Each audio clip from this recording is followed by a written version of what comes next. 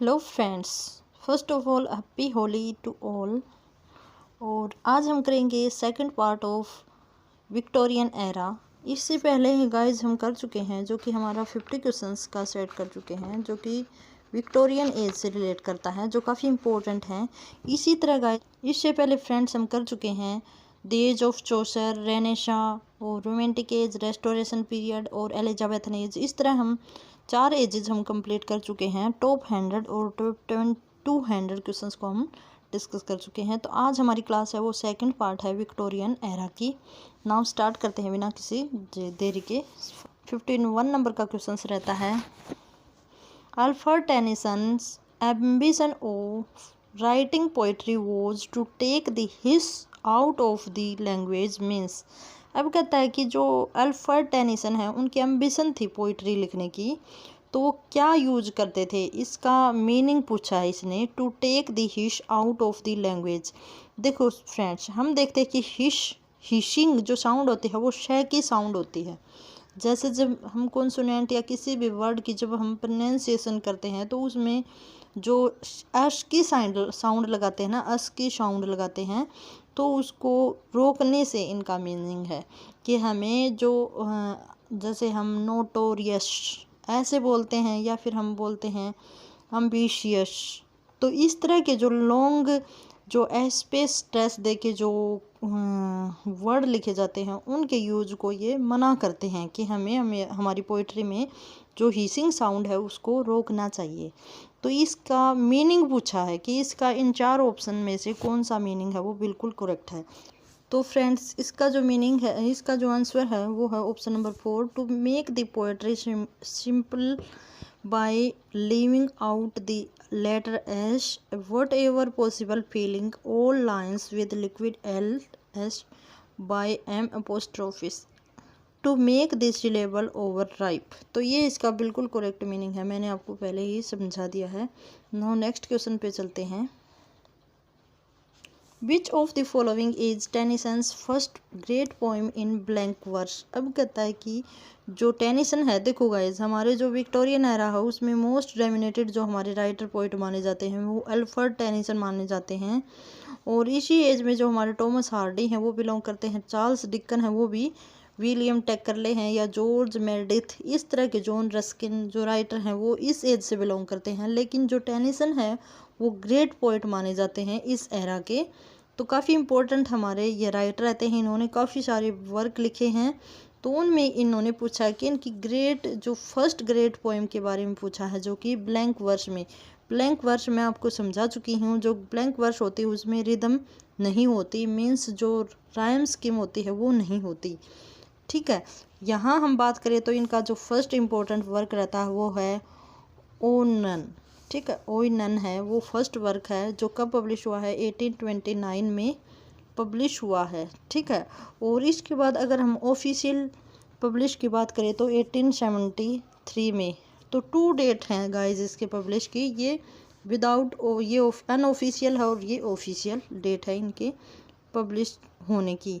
अब हम बात करें कि ये पोइम है वो किसके ऊपर बेस्ड है, तो ये ग्रीक मैथोलॉजी ट्रोजन वॉर है उसके ऊपर बेस्ड है। और ये ड्रामेटिक मोनोलॉग की फॉर्म में है। ड्रामेटिक कैसे भी एग्जामिनर क्वेश्चन पूछ सकता है, मोनोलॉग की फॉर्म में है।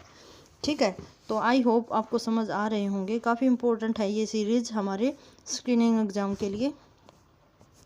अब बात कर लेते हैं। So all day long the noise of battle rolled among the mountain by the winter sea until King Arthur's table man by man had fallen in Lyonnesse about their Lord.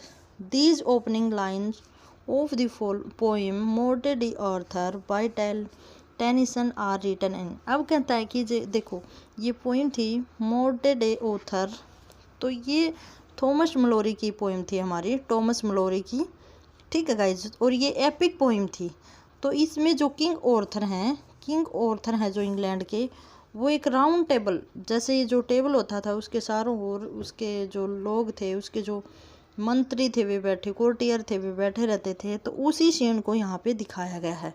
तो ये ही poem है guys, ये Tennyson ने भी road की है। तो कब रोट की है? 1833 से 4 के बीच ये इन्होंने रोट की है, जो कि एक एपिक पोइम है। और कहाँ से ये पोइम ली गई है? टॉमस मलोरी की मोर्टे डी ऑथर से ये ली गई है, उसी के ऊपर ये बेस्ड है।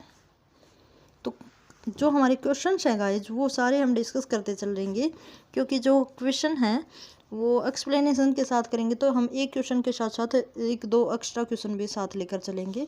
तो यहाँ जब हम 50 क्वेश्चन करते हैं तो इसका मतलब है हम 100 क्वेश्चन है वो एक क्लास में ही करते चल रहे हैं। Now next is Queen Victoria was so delighted that she appointed Tennyson her next poet laureate by virtue of which of the following poem. अब कहता है कि जो टेनिसन है वो पोइट लॉरिएट अपॉइंट किए गए थे।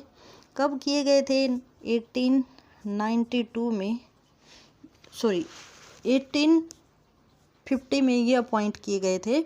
किन के बाद किए गए थे? जब हमारे विलियम वर्ड्सवर्थ की डेथ हुई थी। और उसके बाद कौन अपॉइंट किए गए थे? टेनिसन अपॉइंट किए गए थे। कब तक किए गए थे? 1892 तक ये अपॉइंट किए गए थे। ओके, तो अब हम बात करें कि किस पोइम के रिलीज होने के बाद, किस पोइम के जो हमारा पब्लिश होने के बाद इनको पोइट लॉरिएट बनाया गया था। तो वो हमारी पोइम रहती है guys the millers daughter. The millers daughter है वो पब्लिश हुई थी 1833 से 1842 तक ये पब्लिश हुई थी। तो इस पोइम के पब्लिश होने के बाद ये क्या किए गए थे? पोइट लॉरिएट बनाए गए थे। Now next is we know him out of Shakespeare's art and those fine curses which he spoke. Old Timon with his noble heart, which strongly loathing greatly broke, who had written these lines in reply to Bulwer Dull's piece of satire against him। अब कहता है कि ये जो 4 lines यहाँ poetry की लिखी गई हैं, ठीक है, उनका जो सटायर था बलवर्स का, उसके अपोज में लाइन लिखी गई हैं। तो ये लाइन कहता है कि ये किसने लिखी है? तो यहाँ हम आंसर की बात करें तो लॉर्ड टेनिसन ने ही इन्हीं लाइन को लिखा है, ठीक है। और लोथिंग होता है हेट करना। आगे चलते हैं, क्वोटेशन से रिलेटेड भी क्वेश्चन आते हैं और साथ ही साथ जो हमारे सटायर से रिलेटेड भी क्वेश्चन पूछे जाते हैं। सटायर आप जानते होंगे, किसी को क्रिटिसाइज करना, किसी के ऊपर विट लिखना, ठीक है। आगे चलते हैं, which of the following arrangement of English poems in the correct chronological sequence. अब कहता है कि इसमें से कौन सा जो ऑप्शन है वो करेक्ट क्रोनोलॉजिकल सीक्वेंस में है। तो यहाँ हम बात करते हैं तो गाइज सारे ही जो हमारे यहाँ पे दिखाए गए हैं ऑप्शंस वो जिग-जैग में है, लेकिन फिर भी एक इसमें जो ऑप्शन है, ऑप्शन नंबर बी, वो बिल्कुल करेक्ट है। इसमें जो डाउट रहता है गाइज वो काफ़ी कम है, ठीक है। तो हम देखते हैं कि अरोरा ले है वो 1856 में एलिजाबेथ बैरेट ब्राउनिंग के द्वारा लिखी गई एक पोएम है। फिर उसके बाद है एम्पेडिक्लिज ऑन एटना, ये 1852 में ओर्नोल्ड के द्वारा पब्लिश की गई पोएम है। फिर उसके बाद है द सोल्स ट्रेजेडी, जो ब्राउनिंग के द्वारा 1846 में लिखी गई एक पोएम है, ठीक है। और फिर उसके बाद चलते हैं द प्रिंसेस, ये 1847 में ये पब्लिश की गई एक पोएम है। तो आई होप गाइज ये आपको समझ आ रही होंगी, क्योंकि इसका टारगेट ओनली ये नहीं है कि आपको क्वेश्चंस हैं वो रट्टाफिकेशन के थ्रू आप लर्न करो। आपको समझ में आना चाहिए कि कौन सी पोएम कब पब्लिश की गई थी। इसका मेन जो टारगेट है आप तक पहुंचने का वो यही है। The main characteristics of early Victorian age. अब कहता है कि मोस्ट इम्पोर्टेंट क्वेश्चन है, क्योंकि किसी न किसी एज की कोई ना कोई पर्टिकुलर करेक्टरिस्टिक्स होती है, ठीक है, जिनसे हम जानते हैं कि उस पीरियड में जो वर्क हुए थे वो उस थीम को लेकर लिखे गए थे। तो यहाँ हम बात करें तो ऑप्शन नंबर डी है the faith in the reality of progress. यहाँ जो वर्क किए गए थे वो रियलिटी बेस्ड हैं, प्रॉब्लम प्ले लिखे गए, रियलिटी बेस्ड वर्क यहाँ पे किए गए। Who found spiritual consolation in contemplating the. अब कहता है कि जो ये दो लाइन्स लिखी गई हैं, one far off divine event to which ले टे होल क्रिएशन मूव। ठीक है, अब इसमें क्या दिखाया गया है, इसमें ये दिखाया गया है जो डेथ होने के बाद जो हमारी सोल है वो कहाँ जाती है, या जन्म लेने के बाद जो हमारा डाइवर्जन होता है इस वर्ल्ड में वो कैसे होता है।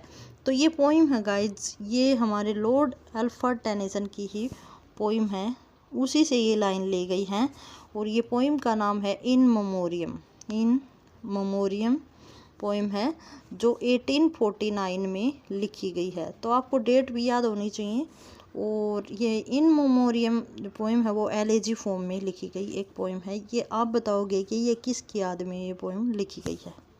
Now next is repeal of the Corn Laws concepted in. अब कहता कि जो कॉर्न लॉ था, जो कॉर्न लॉ था, लॉज थे कॉर्न लॉज, जो अनाज से रिलेटेड जो लॉज थे वो कब रिपील किए गए थे, कब उनको ख़त्म कर दिया गया था। तो इसकी अगर हम बात करें तो ऑप्शन नंबर ए ही बिल्कुल करेक्ट है। 1846 में इनको रिपील किया गया था। Which is Charles Dickens earliest work. अब कहता है कि चार्ल्स डिकन का अर्लीस्ट वर्क कौन सा है। तो स्केचेज बाय बज है वो इनका सबसे पहला वर्क माना गया है इन चारों में से। हम ओवरऑल की बात नहीं कर रहे हैं, हम इन चार ऑप्शंस की बात कर रहे हैं। स्केचेज बाय बोज। तो गाइज ये जो इनका पेन नेम था, शूडोनेम ऑफ चार्ल्स डिकन, क्योंकि इस शूडोनेम से भी काफ़ी क्वेश्चंस पुट किए जाते हैं। जैसा कि हमारे स्क्रीनिंग 2018 में 3 शूडोनेम से रिलेटेड क्वेश्चंस आए हुए थे। आगे चलते हैं। The early Victorian period is also called the age of laissez faire which name. अब कहता है कि the age of laissez faire है, इसका मीनिंग क्या है। तो इसकी अगर हम बात करें तो ये गाइज एक फ्रेंच नेम है। क्या है, एक फ्रेंच लैंग्वेज का वर्ड है और जिसका मीनिंग होता है allow to do. Allow to do इसका मीनिंग है। तो यहाँ किसको अलो करना था, द फ्री ट्रेड को अलो करने के लिए ये हम बात करें हैं, क्योंकि इसमें ही मीनिंग हमें देखना था। इसका डायरेक्ट मीनिंग नहीं दिया गया कि अलो टू डू। यहाँ जो इसका मीनिंग है वो क्या है, द फ्री ट्रेड। यहाँ जो एज ऑफ लेजिज फेयर है इसका मीनिंग क्या है, जो ट्रेड है उसके ऊपर कोई भी टैक्स वगैरह कोई भी उसके ऊपर प्रतिबंध न लगे। तो उसी को लेकर ये जो जैसे पहले क्या होता था, जो व्यापार होता था, ट्रेड होता था, वो गवर्नमेंट के अंडर में होता था इंग्लैंड से।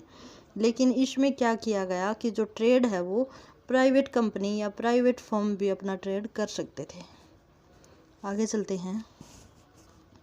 Who is called the pioneer of modern psychological novel. अब कहता है कि जो मॉडर्न साइकोलॉजिकल नॉवल है उनका पायोनियर किसे माना जाता है। तो इसकी अगर हम बात करें तो जॉर्ज इलियट को क्या माना जाता है, फादर ऑफ या pioneer of modern play novel का माना जाता है। और जॉर्ज इलियट के भी काफ़ी पेन नेम्स हैं गाइज, 2-3 पेन नेम से इन्होंने अपने वर्क लिखे हैं, जैसे मैरी एन और नी इवोन्स। मैरी एन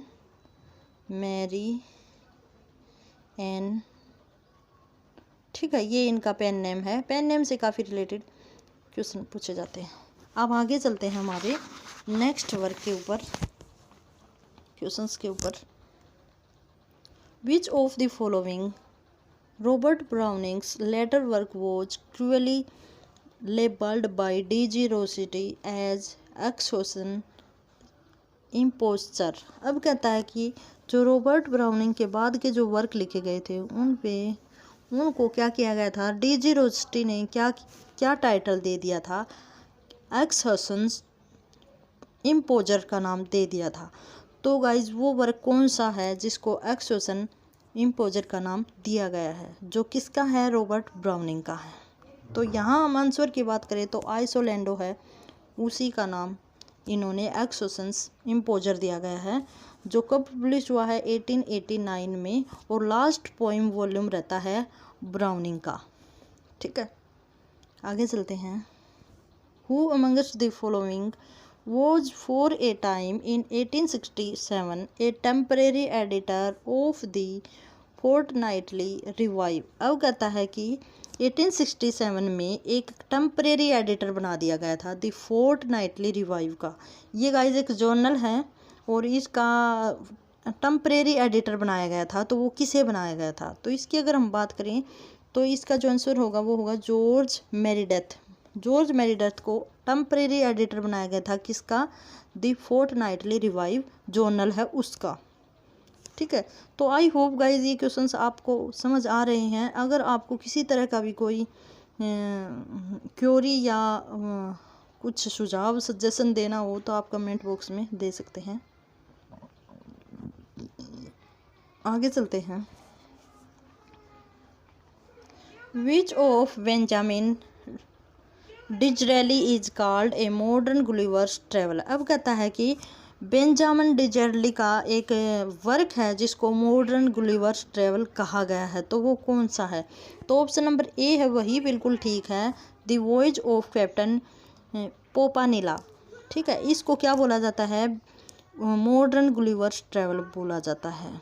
ठीक है, तो आई होप आपको ये समझ आ रहे हैं, क्योंकि आपने देखा कि जो एक गुलिवर्स ट्रेवल है उसमें एक वॉयज थी, जो एक गुलिवर नाम का एक बंदा है वो 4 शहरों की या 4 देशों की ट्रैवल करता है। इसी तरह इसमें भी एक कैप्टन पोपानिला होता है, वो भी क्या करता है? ट्रैवल करता है वर्ल्ड की। और ये वर्क है बेंजामिन डिज़रेली के द्वारा।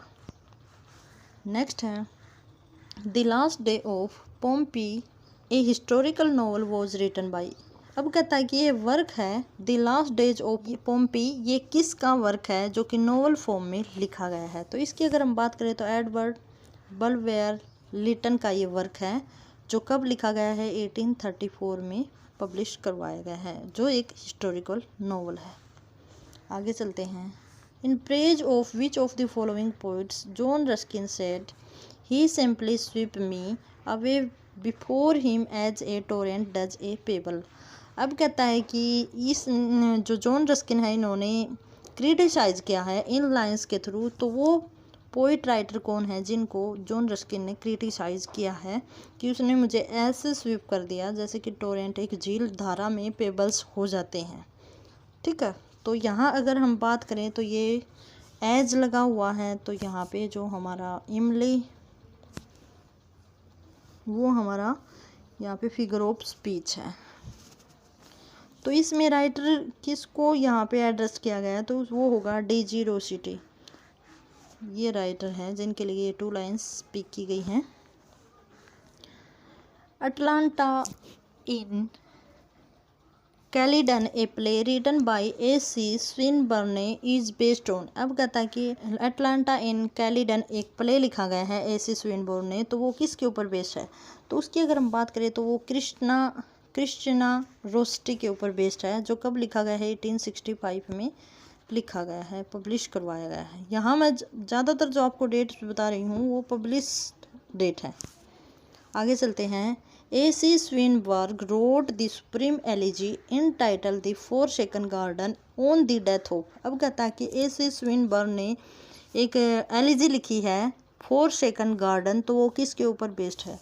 तो वो है हमारी बोडलेरे के ऊपर है, बोडलेरे।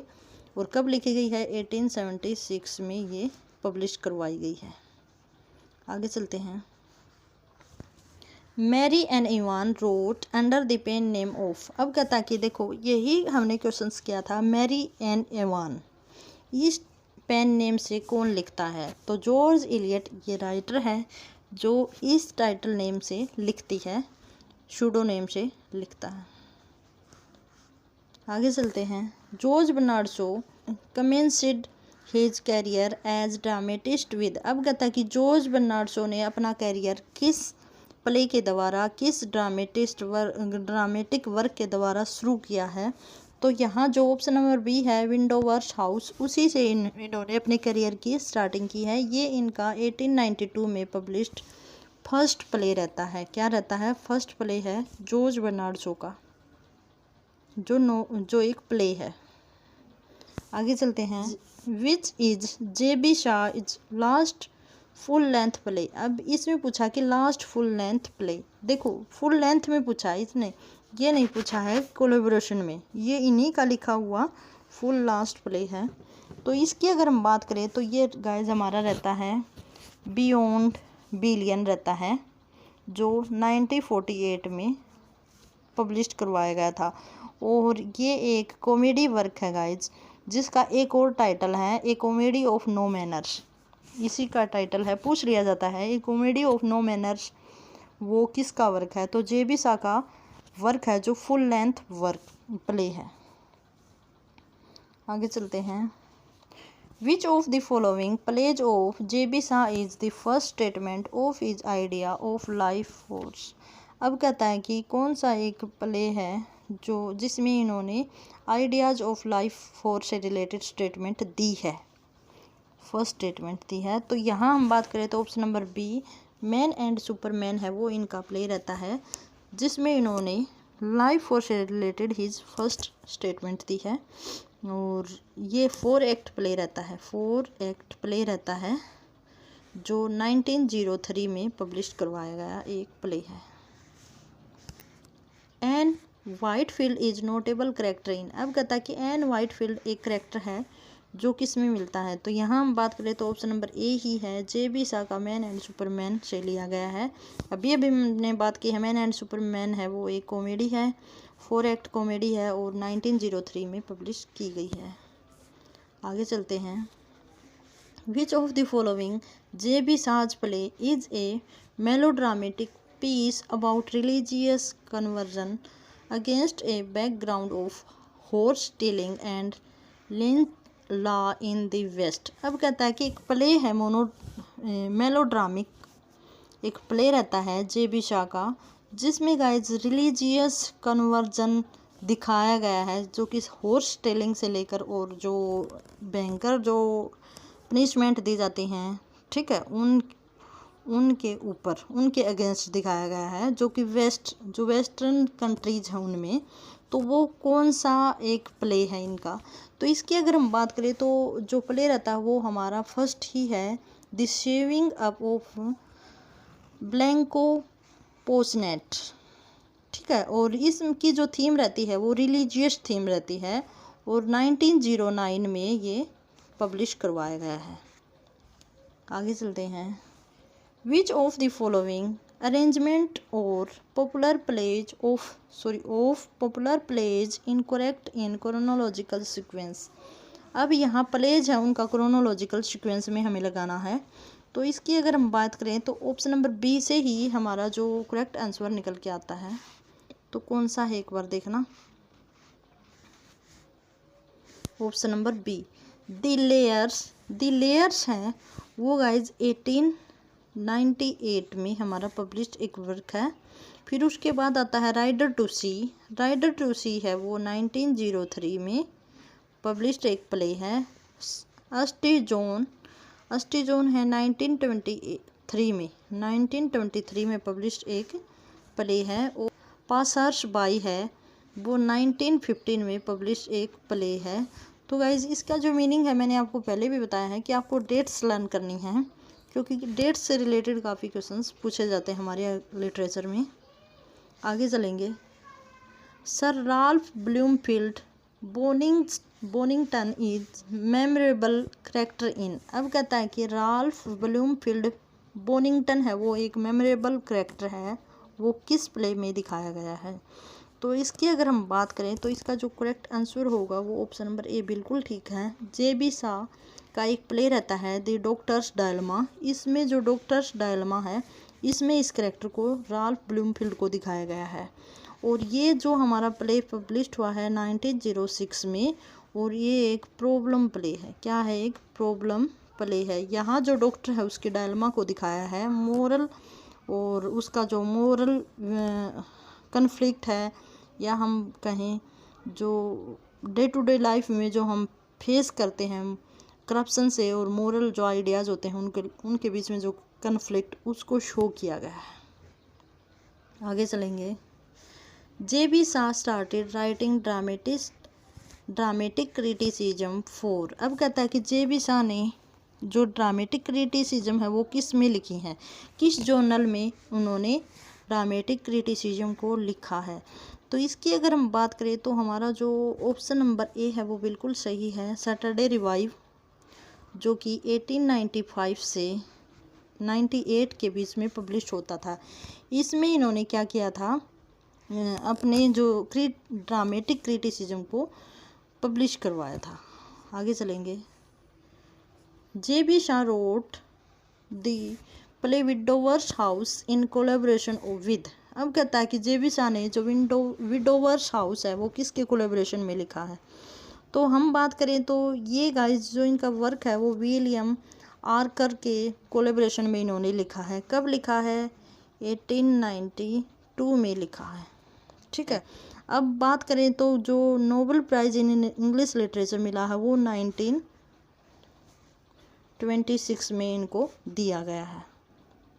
और इनकी जो बायोग्राफी है जे.बी. शॉ की, वो गाइज माइकल होरेल्ड समथिंग ने लिखी है, ठीक है। आगे चलेंगे। Which of the following play J M. Synge had written in the days of his life. अब कहता है कि कौन सा प्ले ऐसा है जो उन्होंने अपनी लाइफ के दौरान लिखा है या हम कहें पब्लिश करवाया था। तो इसकी अगर हम बात करें तो ये ऑप्शन नंबर 1 है, dead ray of the sorrow. ये 1909 में इन्होंने पब्लिश करवाया था और ये बेस है आयरिश माइथोलॉजी के ऊपर बेस्ड है। James Synge also a Irish writer. इनका एक प्ले था the play boy of the western world, ठीक है। वो हमारे हेमी के शायद सिलेबस में लगा हुआ है। आगे चलेंगे। The conflict is not really between royalty and democracy. अब कहता है कि ये कोटेशन दी गई है, it is between both the plutocracy which having destroyed the royal power by Frank force under the dramatic pretext has brought and solved democracy, ठीक है। तो ये कोटेशन दी गई है, इसमें कहा गया कि जो कन्फ्लिक्ट है वो रॉयल्टी और डेमोक्रेसी के बीच में नहीं है। ये जो कन्फ्लिक्ट है वो रॉयल्टी के बीच और डेमोक्रेसी के बीच न होकर डेमोक्रेसी और प्लूटोक्रेसी के बीच में है। तो ये बातें की गई हैं जो डेमोक्रेसी और प्लूटोक्रेसी की बातें की गई हैं, ये किस वर्क में की गई हैं। तो यहाँ हम एप्पल कार्ट एक वर्क रहता है, उसी में ये थीम दिया गया है, जो जे.बी. शाह का एक वर्क है, 1929 में पब्लिश्ड हुआ था। आगे चलेंगे। The drama of ideas is also called. अब कहता है कि ड्रामा ऑफ आइडियाज़ है उसको और क्या कहा जाता है। तो यहाँ हम बात करें तो उनको प्रॉब्लम प्ले कहा जाता है, दी प्रॉब्लम प्ले कहा जाता है। इनमें जो हमारे डे टू डे लाइफ की जो प्रॉब्लम्स होती हैं उनको मेंशन किया जाता है। इस प्रकार के जो ड्रामा होते हैं, जैसे हम देखते हैं डोरी सिस्टम के ऊपर बेस्ड कई सारे ड्रामा हैं, या फिर हम कहीं करप्शन से लेकर पॉलिटिक्स से लेकर इस तरह से लेकर जो ड्रामा हैं वो लिखे गए हैं। आगे चलेंगे। Which of the following dramatist does not introduce any villain at all in his dramas। अब कहता है कि कोई भी विलेन नहीं दिखाया है। एक ड्रामेटिस्ट ऐसा है जिसने अपने वर्क में कोई भी ड्रामा नहीं दिखाया है। तो उसकी अगर हम बात करें तो हमारे जो राइटर रहते हैं जे.बी. शाह, उन्हीं के ड्रामा में कोई भी विलेन करेक्टर नहीं है। आगे चलेंगे। The money spinner is the first notable play written by which of the following play writer. अब कहता है कि द मनी स्पिनर है वो किस राइटर ने लिखी है। Sir author wing Pinero is the writer of the money spinner, ठीक है। आगे चलेंगे। He was associated with the stage society founded in 1898 as an actor, producer and introducing to the public the work of J.B. Shah, John Galsworthy identify the dramatist। अब कहता है कि एक group था स्टेज सोसाइटी, ठीक है, और वो फाउंड किया गया था 1898 में। और इसको गाइज इससे एक एसोसिएट थे जो कि एक एक्टर भी थे, प्रोड्यूसर भी थे और पब्लिक जो डीलिंग करते थे, ठीक है। और उनमें जो थिएटर था, मान लो ये स्ट्रेस सोसाइटी, इसमें जो जेबी शाह और जोन्स गाल्सवर्दी के प्ले को दिखाया जाता था। तो वो ड्रामेटिस्ट कौन था, वो राइटर ऑथर कौन था जो इससे एसोसिएट था। तो इसकी अगर हम बात करें तो option number B Harley Granville Barker है, वो इससे एसोसिएटेड था, जो इंट्रोड्यूस करवाता था जोन्स गाल्सवर्दी और जेबी शाह के वर्क को पब्लिक को। Who amongst the following novelist was greatly impressed by the Darwinian theory of evolution. अब कहता है कि एक राइटर थे जो ड्रार्विनियन थ्योरी ऑफ इवोल्यूशन से काफ़ी ज़्यादा प्रभावित थे। तो वो थे सैमुअल बटलर। सैमुअल बटलर थे, वो डार्विनियन थ्योरी ऑफ इवोल्यूशन से काफ़ी ज़्यादा प्रभावित थे। तो गाइज ये जो थ्योरी थी वो चार्ल्स डार्विन की ये थ्योरी थी, और इससे काफ़ी ज़्यादा इम्प्रेस कौन थे, सैमुअल बटलर थे। आगे चलेंगे। Who amongst the following writers collaborated in the planning of the Irish National Theatre, a work which in the word of Yeats could not have been done at all without his knowledge of the stage। अब कहता है कि एक बंदा था इनमें से जो कि आयरस नेशनल थिएटर से बिलोंग करता था, ठीक है। और उसकी प्रेज में इन्होंने जो W.B. Yeats है उन्होंने एक कोटेशन दी है कि could not have been done at all without his knowledge of stage, कि कोई भी स्टेज को ऐसे ही प्रोफाउंड नहीं कर सकता जब तक कि उसको स्टेज की नॉलेज ना हो। तो ये लाइंस किसके बारे में लिखी हैं, तो जॉर्ज मूरे के बारे में ये लाइंस इन्होंने कोट की हैं। आगे चलेंगे। Which of the following literary groups derived it's philosophy from George Edward Moore Principia Ithaca. By far the most valuable thing are the pleasures of human intercourse and the enjoyment of beautiful objects. It is they that form the rational ultimate end of social progress। अब कहता है कि एक group था जिसमें क्या दिखाया गया है, जो जॉर्ज एडवर्ड्स प्रिंसिपिया इथिका है उसके ऊपर बेस्ड था, और जिसमें इंजॉयमेंट प्लेजर की बात की गई हैं। तो वो ग्रुप किस ग्रुप से रिलेटेड है ये लाइंस, कि किसकी ये थीम है, कौन से ग्रुप की। तो इसकी अगर हम बात करें तो ऑप्शन नंबर ए है वही हमारा करेक्ट रहता है, क्योंकि गाइस जो हमारा ब्लूम्सबरी ग्रुप है उसी में क्या बातें की गई हैं, जो लिटरेरी जो फिलोसफी से रिलेटेड और जो जॉर्ज एडवर्ड मूरे है उसके प्रिंसिपिया से रिलेटेड थीम उसमें रखी गई हैं। आगे चलेंगे। Select the group of writers belong to the Bloomsbury group। तो यहाँ ऑप्शन नंबर ए है वही बिल्कुल ठीक है। लिटल स्टेगर की, Virginia Woolf, E.M. Forster and यहाँ रहता है रॉजर फ्राई। ये राइटर हैं वो किससे रिलेट करते हैं, ब्लूम्सबरी ग्रुप से रिलेट करते हैं। और ये ब्लूम्सबरी ग्रुप है वो 1700 से 1900 के बीच में डेवलप हुआ था। आगे चलेंगे। जेबी शाह बोर्न है वो डबलिन में हुए हैं। कब हुए हैं, 26 जुलाई 1956 में बोर्न हुए हैं डबलिन में, और इनको नोबेल प्राइज़ इन लिटरेचर मिला है 1926 में। Who amongst the following writer was deeply influenced Charles Dickens and wrote a critical study of Charles Dickens published in 1898। अब कहता है कि राइटर है जो चार्ल्स डिकन से काफ़ी ज़्यादा इम्प्रेस था और उन्होंने एक क्रिटिकल व्यू लिखा था, क्रिटिकल स्टडी लिखी थी चार्ल्स डिकन के ऊपर, जो 1898 में पब्लिश हुई थी। तो वो राइटर कौन है, तो उसकी अगर हम बात करें तो ऑप्शन नंबर बी है जॉर्ज रॉबर्ट गीशिंग। ये राइटर हैं जिन्होंने क्या लिखी हैं, चार्ल्स डिकन के ऊपर अपना वर्क लिखा है। और गाइस कहा जाता है कि जॉर्ज रॉबर्ट गीशिंग हैं वो 10 साल की उम्र में ही जो चार्ल्स डिकन है उनके वर्क पढ़ा करते थे। ठीक है, 10 साल के बच्चे आप समझते हो जिसको पता भी नहीं होता कि नोवेल प्ले वगैरह क्या कैसे रीड करते हैं, और ये पढ़ते थे उस टाइम पे। आगे चलेंगे। इन parenthesis based on the writer's experiences in first world experiences आएगा गाइज यहाँ पे experiences in the first world war is experimented in form being written partly in prose and partly in verse. Identify the writer. कहता है कि एक writer है जिन्होंने अपने वर्क को जो फर्स्ट वर्ल्ड वॉर है उसके ऊपर लिखा है, वो कुछ तो प्रोज में लिखा है और कुछ वर्स फॉर्म में लिखा है, और जिसका नाम है इन पैरेंथेसिस, जो 1937 में लिखा है। तो उसके राइटर कौन है? तो इसकी अगर हम बात करें तो डेविड जोन्स हैं, उन्होंने अपना वर्क लिखा है दी इन पैरेंथेसिस।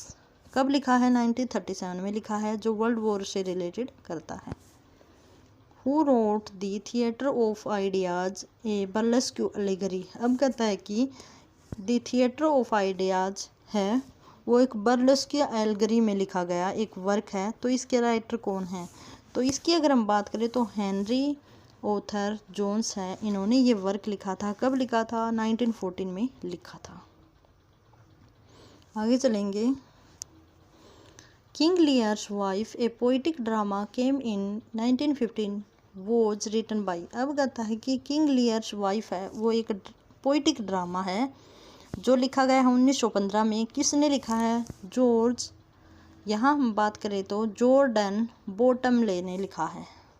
ठीक है, जॉर्डन बॉटम ने इसको लिखा है।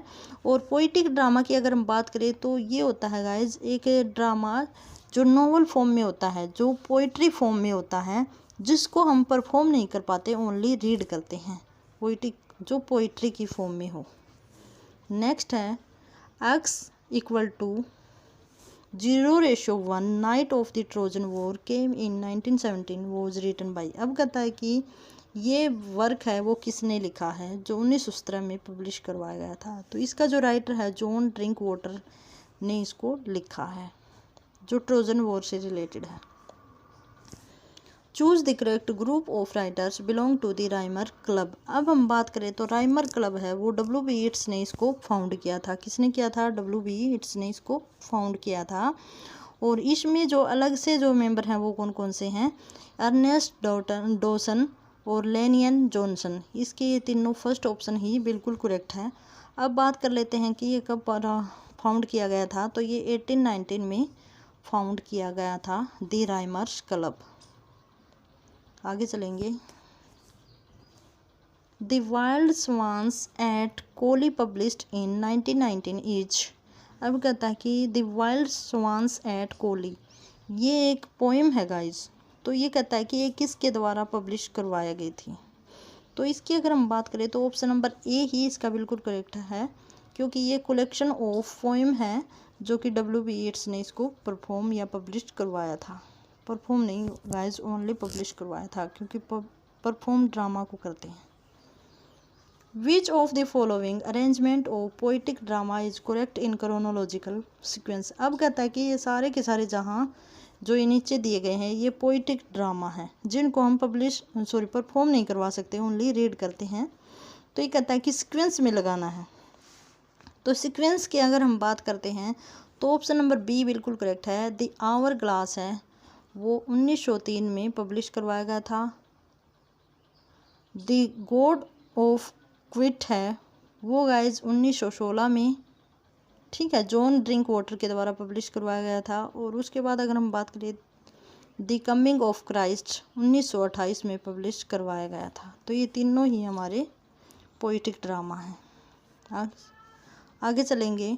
W.B. येट्स very difficult work which was partly dedicated to his wife by spirit, and in it we have the fullest exposition of his philosophy is entitled। अब कहता है कि एक वर्क है जिस वर्क को पार्टली उन्होंने अपनी वाइफ को डेडिकेट किया है और उसमें एक फिलोसफी को शो किया गया है। ठीक है, fullest explosion of his philosophy, और अपनी जो फिलोसफी है उसको शो किया गया है। तो वो वर्क कौन सा है? तो option number C a vision. A vision है वो W.B. येट्स का एक वर्क है जो अपनी वाइफ को डेडिकेट करता है और उसके खुद की भी फिलोसफी इसमें शो की गई है। ऑटोबायोग्राफिकल वर्क रहता है इनका। आगे चलेंगे। He was made poet laureate in 1913 and in the same year he help to find the society for pure English identify him from the given alternatives. अब कहता है कि 1913 में उसको क्या बनाया गया था, पोइट लॉरिएट बनाया गया था, ठीक है। और उन्होंने हेल्प की थी found the society for pure English, कि प्योर इंग्लिश के लिए सोसाइटी बनाने में, मीन्स इस तरह के वर्क छपवाने के, इस तरह का एक हम बात करें तो ऑफिशियल इन्होंने कोई कमेटी बनाई होगी या फिर कोई ऐसा ऑफिस बनाया होगा जिसमें इंग्लिश रिलेटेड कुछ मटेरियल ये पब्लिश करवा सकें। तो वो राइटर कौन है, और 1913 में उसको क्या बनाया गया था, पोइट लॉरिएट बनाया गया था। तो ऑप्शन नंबर सी है रॉबर्ट ब्रिजिज। वो ये बंदे थे जिन्होंने हेल्प करवाई थी जो found of society for pure English.